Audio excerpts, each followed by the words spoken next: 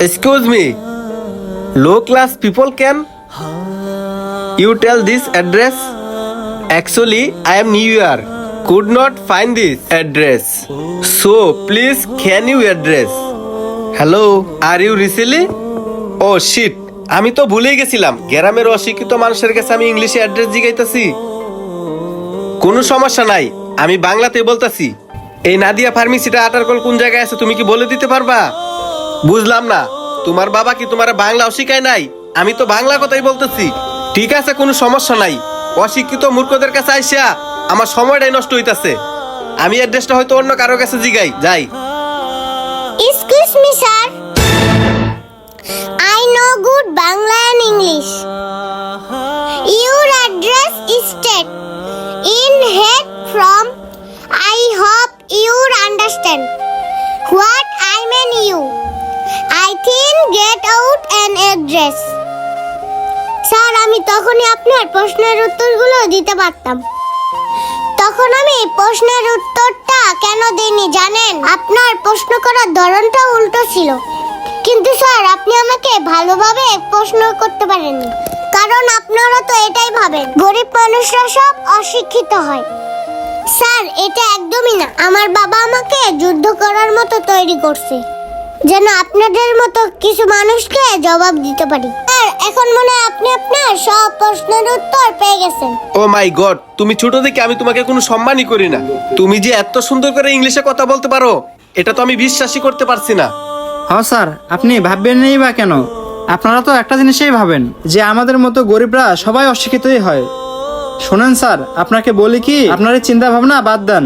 এই যে আমার মেয়েটাকে দেখতেছেন না, ওকে নিয়ে আমার অনেক আশা আছে। আমার এই মেয়েটাকে ইংলিশ মিডিয়ামে লেখাপড়া করে অনেক বড় কিছু বানাবো। আর স্যার, একটা কথা শোনেন, ওর এই পর্যন্ত এমন কোনো ক্লাস নাই সে ক্লাসে ও 1 নাম্বার রোল না করতে পারছে। স্যার, আমরা গরিব বলে যে আমাদের সন্তানেরা লেখাপড়া করতে পারবে না, এটা কিন্তু আপনাদের একদমই ভুল ধারণা। আর আমরা তো মানুষ চাইলে না কি করতে পারে। শুধু আপনি আর আমি না, সকল মানুষের ইচ্ছা থাকলেই তারা তাদের মেধা দিয়ে অনেক বড় কিছু হতে পারে। হ্যাঁ, আপনি এখন এটা বলতে পারেন যে আমাদের পোশাক আশাক দেখতে তেমন একটা ভালো না, আর আমরা যে ব্যবসা বাণিজ্য করি সেটার সাথে কি আমাদের এটা মানায়? তবে স্যার, একটা কথা মাথায় রাখবেন, কর্ম তো কর্মই, কর্মকে কখনোই ছোট করে দেখবেন না। আপনিও তো একটা কর্ম করেন, হয়তোবা আপনারটা অফিসিয়াল, আর আমি ভ্যান গাড়িতে এভাবে দাঁড়িয়ে কাঁচামাল বিক্রি করি। আসলে ভাই, আমি আপনাদেরকে কি বলবো, আমি বড় লোকদের সাথে চলাফেরা করে আমিও তাদের মতো হয়ে গেছি। সত্যি কথা বলতে কি, আমি ভুলেই গেছিলাম গরিবরা মানুষ, তাদেরও ইচ্ছা শক্তি আছে।